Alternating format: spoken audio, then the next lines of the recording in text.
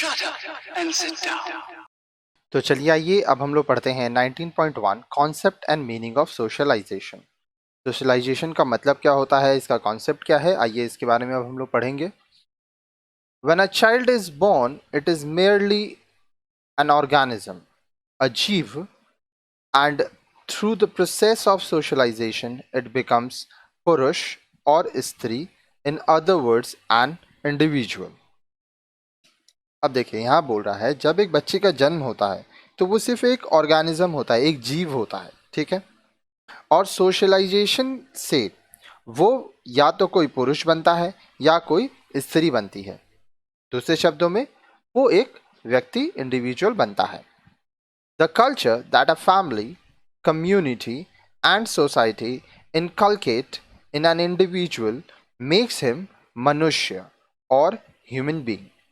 अब एक परिवार, एक समुदाय या एक समाज जो संस्कृति एक व्यक्ति के अंदर लाती है, एक व्यक्ति को जो संस्कृति मिलती है अपने परिवार, अपने समुदाय या अपने समाज से, वह उसे मनुष्य बनाती है, इंसान बनाती है। The child responds to the forces around it, both human and physical objects. अब जो बच्चा है वह आसपास उसके जो भी फोर्सेस हैं उस पर वो रिस्पॉन्ड करता है, अब चाहे वो ह्यूमन हो चाहे वो फिजिकल ऑब्जेक्ट्स हो। It can be called a process of growing up in a society which a child acquires through its growth in age and is also influenced by cultural norms, traditions, values, and different cultural patterns of the group to which it belongs। अब देखिए ये क्या है, हम लोग इसको एक process कह सकते हैं कि बच्चा जिसमें जन्म लेता है, जो वो समाज में रहता है, वो एक परिवार में रहता है और वो बड़ा होता है तो वो जो चीज़ देखता है उसको वो सीखता है, ठीक है। बचपन से ही बच्चे सीखते रहते हैं और उम्र के साथ वो हमारे संस्कृति को सीखते हैं, हमारी परंपरा को सीखते हैं, हमारे मूल्यों को सीखते हैं और समाज में, समूह में रहने के लिए जो भी चीज़ें होती हैं अलग अलग, उन सबको वह बच्चा सीखता रहता है। In this process the child imbibes the cultural patterns, learns to perform its individual and social roles। अब इस तरीके से क्या होता है कि जो बच्चा है वो कल्चरल पैटर्न जो है, जो संस्कृति है, उसको सीख पाता है, साथ ही साथ अपने काम को वो कर पाता है। अब देखिए हर एक व्यक्ति का कुछ ना कुछ काम होता है। आपके घर में जितने भी लोग रहते होंगे सब अपना अपना काम पूरा करते होंगे, आप भी अपना काम पूरा करते होंगे। तो ये सब चीज़ें आप सीखते कहाँ से हैं? ये सब चीज़ें आप अपने परिवार से सीखते हैं। In this way the child makes efforts to adjust himself to the social order. इस तरह से जो बच्चा है वह एफर्ट करता है और जो सोशल ऑर्डर है उसमें खुद को एडजस्ट करता है। Socialization is a comprehensive and endless process which continues throughout the life of an individual। तो सोशलाइजेशन क्या है? सोशलाइजेशन एक कॉम्प्रिहेंसिव प्रोसेस है, ठीक है, और ये एंडलेस है। आप जब तक जीवित रहेंगे तब तक आप सोशलाइज होंगे, आप समाज में सबके साथ रहेंगे। So socialisation is a process of owning, adopting and initiating the newborn stage by stage in the family, community and society। तो सोशलाइजेशन, समाजीकरण जिसको कहते हैं, उसमें क्या हो रहा है, एक जो जन्म लेने वाला बच्चा होता है, जो न्यू बॉर्न है, शिशु है, ठीक है, उसको या तो आपका वो खुद का बच्चा है, आपके परिवार का है, या तो आप उसको गोद लिए हैं, ठीक है। स्टेज बाय स्टेज अपने फैमिली में, कम्युनिटी में, सोसाइटी में वो बच्चा बड़ा होता है, तौर तरीके सीखता है। This process functions in two different levels. One within the infant himself, which is called internalization of the objects around him, and the other from outside, that is at the level which includes parents, other family members, and peers, etc। अब ये जो process है ये किस तरह से काम करता है? इसके दो लेवल होते हैं, दो स्तर होते हैं। एक जिसमें वो जो इन्फेंट है, वो जो बच्चा है, वह अपने आसपास के चीज़ों से सीखता है। दूसरा बाहरी चीज़ों से, अपने परिवार से, अपने माता पिता से अपने संबंधियों से, रिश्तेदारों से, वह जिससे भी मिलता है कुछ ना कुछ सीखता है। आगे देखिए 19.1 relationship between assimilation and socialisation. अब देखिए असिमिलेशन और सोशलाइजेशन के बीच में क्या संबंध है, आइए वो देखते हैं।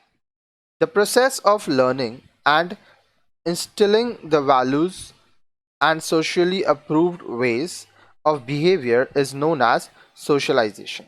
अब देखिए आप जिस समाज में रहते हैं, ठीक है, उसके कुछ मूल्य होते हैं, वो आप सीखते हैं, उसको अपने जीवन में लागू करते हैं, ठीक है। आप अपना व्यवहार इस तरह से करते हैं कि समाज में आपको सब एक्सेप्ट कर पाए, आपको कबूल कर पाए, तो उसको हम लोग क्या कहते हैं, socialisation. Members of a society are required to behave in ways that are by the values of the group। आप जिस समाज में रह रहे हैं, आप उस समाज के मेंबर हैं, सदस्य हैं, तो as a member of the society आपको उस हिसाब से व्यवहार करना है ताकि जिस समूह में आप हैं, जिस ग्रुप में हैं, उसके मूल्यों को आप माने और उसके हिसाब से चलें। अच्छा, आइए आगे देखते हैं। आगे बोल रहा है the process of assimilation of newcomers enables to achieve this end. अब देखिए हर परिवार में, हर समाज में, हर समुदाय में नए लोग आते हैं, तो जो न्यू कमर्स हैं, ठीक है, वो जो आ रहे हैं उससे यह पूरा होता है, ठीक है। आगे देखिए क्या बोल रहा है, the newcomers are not immigrants from other societies और subcultures of the same society but are newborn babies. अब ये जो न्यू कमर्स हैं, ये इमिग्रेंट नहीं है, ये किसी और समाज से आपके समाज में नहीं आ रहे हैं, ठीक है, ये किसी और संस्कृति से आपके संस्कृति में नहीं आ रहे हैं, ये वो बच्चे हैं जो कि आप ही के समाज में हैं, आपके समाज में ही वो जन्म लिया है, तो जन्म लेने की वजह से वह आपके समाज का हिस्सा बनते हैं। The new born infant has certain needs that like those for food and warmth which his mother mainly satisfies। अब देखिए जो जन्मजात बच्चा होता है उसकी जो ज़रूरतें होती हैं, जैसे खाना हुआ, फिर उसको अच्छे से रखना, उसके शेल्टर, वार्मथ, तो ये सब उसकी माँ ही पूरा करती है। कहते हैं ना कि जो बच्चा होता है उसकी जो माँ होती है, ठीक है, 6 महीने तक अपने दूध पर बच्चे को रखती है। The child depends upon her and identifies one self with her emotionally. अब जो बच्चा है वह अपनी माँ पर पूरी तरह से निर्भर रहता है, ठीक है, और इमोशनली, भावनात्मक रूप से वह उनसे जुड़ा रहता है। इसीलिए हम लोग देखते हैं जो बच्चा होता है वो अपने माँ के प्रति उसका टान रहता है, खिंचाव रहता है। It is believed by some that the child is aware of his mother even before he is aware of himself. अब कुछ लोग मानते हैं कि जो बच्चा है वो पहले अपनी माँ को पहचानता है, ठीक है, खुद को पहचानने से पहले, खुद को समझने से पहले वो अपनी माँ को पहचानता है, अपनी माँ से जुड़ता है। The mother and the child at first have a common identity. अब देखिए पहले क्या होता है, जो माँ है और जो बच्चा है उनका एक ही आइडेंटिटी होता है। The mother is internalised by the infant with the satisfaction of food and other bodily needs. अब देखिए जो बच्चा है उसके जो खाने की ज़रूरत है, जो भी उसकी शारीरिक ज़रूरत है, नहलाना हुआ, साफ़ सफाई करना, हर एक चीज़ पर वह अपनी माँ से जुड़ा रहता है। In due course the child differentiates himself from his mother. अब देखिए वक्त के साथ क्या होता है, बच्चा बड़ा होता है तो वह माँ से थोड़ा दूर होने लगता है, क्योंकि अब वो पूरी तरह से अपनी माँ पर निर्भर नहीं होता। He is then faced with the problem of integrating himself and the mother into a social system। अब क्या होता है, उसको एक इंटीग्रेशन का प्रॉब्लम आता है, ठीक है, जब वह खुद को और अपनी माँ को, जो समाज का हम लोग का प्रणाली है, क्योंकि बच्चा देखिए जन्म लेता है तो उसको तो समाज के बारे में नहीं पता रहता है, वक्त के साथ वह समाज के बारे में सीखता है तो उसको थोड़ी समस्याएं होती है इंटीग्रेशन में। In this way the role system comes into existence. इस तरह से जो सिस्टम का काम है वो सामने आता है। Therefore, the child learns to differentiate himself from his mother। इसलिए जो बच्चा है वो जब बड़ा होता है तो वह खुद में और अपनी माँ में क्या अंतर है उसको समझ पाता है। Later, it is believed that the child repeats the process of assimilation with his father as well। बाद में यह माना जाता है, यह विश्वास किया जाता है कि जो बच्चा है वह अपने पिता से भी जुड़ता है, उससे भी वह रिश्ता बना पाता है। Thus, the child differentiates between father as a person from his mother and then integrates father to the social system in a new enlarged way, which takes into account not only father's relationship to him but to the mother also. In this way, the relationship between socialization and assimilation is established. अब देखिए, तो जो बच्चा है वो अपने पिता को एक व्यक्ति के रूप में अपनी माँ से अब अलग कर पाता है, वो अंतर समझ पाता है, वो समाज का जो हमारा प्रणाली है, जो हमारा सोशल सिस्टम है, उसको अच्छे से समझ पाता है, उसमें पिता कौन है, किसका क्या रोल है, उसको समझ पाता है। अपने पिता से अपने सिर्फ रिश्ते को नहीं समझ पाता है, वो अपनी माँ से भी उसका पिता का क्या रिश्ता है उसको समझ पाता है। इस तरह से जो रिलेशनशिप है, जो सोशलाइजेशन और असिमिलेशन वो होता है। ठीक है, एक एक करके आपको समझ में आता है कि कौन आपका रिश्तेदार है, कौन किससे क्या आपका संबंध है, और फिर आप सोशलाइज हो पाते हैं।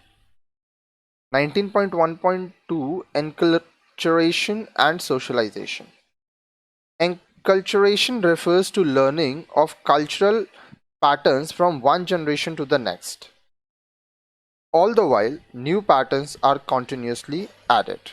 अब देखिए, एनकल्चरेशन में क्या हो रहा है, एक पीढ़ी से दूसरी पीढ़ी तक जो हमारा कल्चर है वो जाता है। ठीक है, अब जैसे आपके दादा दादी जो नियम मानते थे वो आपकी मम्मी पापा मानते हैं, फिर आप मानते हो, आपके बाद आपके बच्चे मानेंगे, तो ये क्या है, इसी को एनकल्चरेशन कहते हैं। साथ ही साथ नई नई चीज़ें भी जुड़ती रहती हैं। Thus, enculturation ensures the processes of cultural continuity along with a change in society.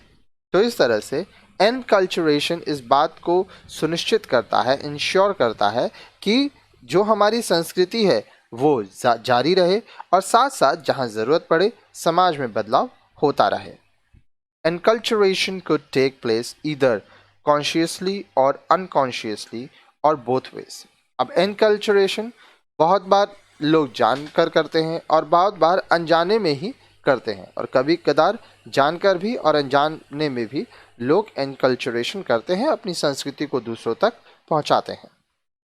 In this situation, the older generation invites or induces and compels the members of succeeding generations to adopt their ways of thinking and behaving. अब देखिए, इस परिस्थिति में क्या होता है, जो पुराना पीढ़ी है, ओल्डर जनरेशन है, वो जो आने वाला पीढ़ी है उसको बुलाता है, ठीक है, अपने पास, उनको अपनी संस्कृति के बारे में बताता है, ठीक है, ताकि वह उनके विचार को, उनके व्यवहार को अडॉप्ट कर सकें, सीख सकें और जो उनकी परंपरा है उसको आगे बढ़ा सकें। Thus, enculturation is based on the authority of the older generation to ensure that the younger generations do not adopt the cultural practices of other groups. तो इसलिए जो enculturation है वह इस बात पर आधारित है कि जो ओल्डर जनरेशन है, जो हमारी पीढ़ी है, हमारे दादा दादी हुए, तो वो लोग जो संस्कृति है, जो परंपरा है, वो यंगर जनरेशन, नई पीढ़ी को दें, ताकि हमारा जो कल्चरल प्रैक्टिस है वो चलता रहे और जो यंगर जनरेशन है वो दूसरी संस्कृति को ना मानने लगे। In this way, the elders take full care that the existing values are imbibed by the newcomers so that these values are further strengthened and continued. तो इस तरह से जो एल्डर्स होते हैं, ठीक है, जो बड़े होते हैं, वह पूरा ध्यान रखते हैं कि जो एग्जिस्टिंग वैल्यूज़ है, जो अभी मूल्य हैं, वो जो नए सदस्य हैं परिवार के, वो परिवार के नियम कानून मूल्यों को माने और हमारा जो परिवार का संस्कृति है, मूल्य है, वो और ताकतवर बने, वो और मजबूत बने और आगे भी परंपराओं को निभाया जा सके। अब नेक्स्ट वीडियो में आप पढ़ेंगे एजेंट्स ऑफ सोशलाइजेशन के बारे में।